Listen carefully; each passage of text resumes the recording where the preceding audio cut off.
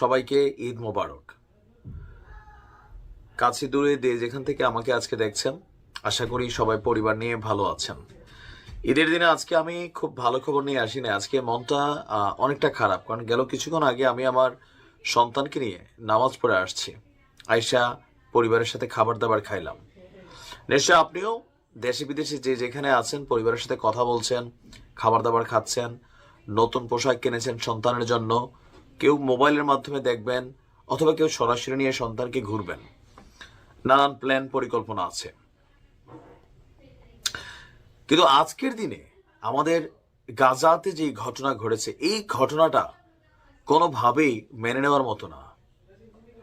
আমাদের সন্তানগুলা, গাজার সন্তানগুলো ঈদের নতুন পোশাক পরেছিল, ঈদগাহে গিয়েছিল, যেই ঈদ শেষ করে বাড়িতে আসবে নতুন পোশাক পরা, বন্ধুদের সাথে খেলাধুলা করবে, ঘুরবে। তারা ঘুরছে এই মুহূর্তে জান্নাতের পাখি হয়ে। ভাবা যায় যে এর চেয়ে হৃদয় বিদারক দৃশ্য কি হতে পারে, যে নামাজরত একটা মানে মুসলমানদের বিশাল একটা দল যারা ঈদের সালাত আদায় করছে, এদের উপর গুলি চলছে, এদের উপর আকাশ থেকে বোমা পড়লো। মানে মুহূর্তের মধ্যে কোথাকার নামাজ কি, মানে এমন এক করুণ দৃশ্য। আল জাজিরার ফুটেজগুলো দেখে আমি শব্দগুলোর আসলে ওইভাবে বলতে পারতেছি না। আপনারা যারা দেখেন নাই দেখে নিবেন। আপনার চোখ আপনি শান্ত রাখতে পারবেন না। ঈদের যে ফিলটা, এটা আপনার আর থাকবে না। কিন্তু আমাদের আরব রাষ্ট্রগুলোর ভূমিকাটা কি? আপনি দেখছেন কোন রকম প্রতিবাদ, সবাই ঈদের শুভেচ্ছা টুভেচ্ছা জানাচ্ছি, এটা করতেছি ওইটা করতেছি।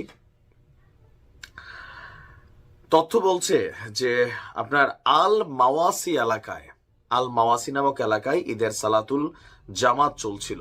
সেখানে উপর থেকে ইষ্টির নিক্ষেপ করা পটাকাগুলো যখন ফুটছিল, তখন ছোট ছোট আমাদের এই কলিজার টুকরাগুলা, কোথাও এদের জামা, কোথাও জুতা, কোথাও এদের কোমল শরীরটা, কি নিয়ে আপনি মানে কথা বলবেন? এই যে আমি এত ঘুরে পেঁচায় বলতেছি, চ্যানেলের উপর ইফেক্ট হয়ে যায়। আমার খুবই খারাপ লাগে যে আমি জানি না যে আমাদের হাতে আসলে ক্ষমতা নাই, যদি থাকতো জানি না কতটুকু কি করতে পারতাম। কিন্তু যাদের হাতে ক্ষমতা আছে তাদের ভূমিকাটা কি? ঈদ মানে খুশি, ঈদ মানে আনন্দ।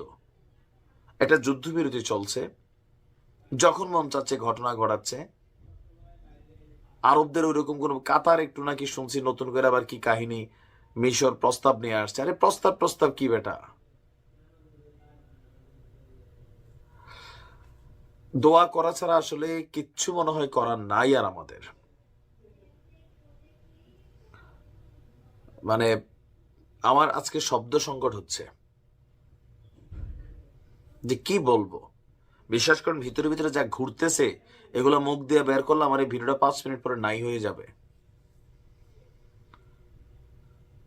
ওনার কাছে বিচার দিলাম, এক ঝাঁক আবাবিল পাখি পাঠান, যে আবাবিল পাখি প্রথমে আরব রাষ্ট্রগুলোর উপর দিয়েই উইরে আসবে, কঙ্করগুলোরে নিক্ষেপ করবে।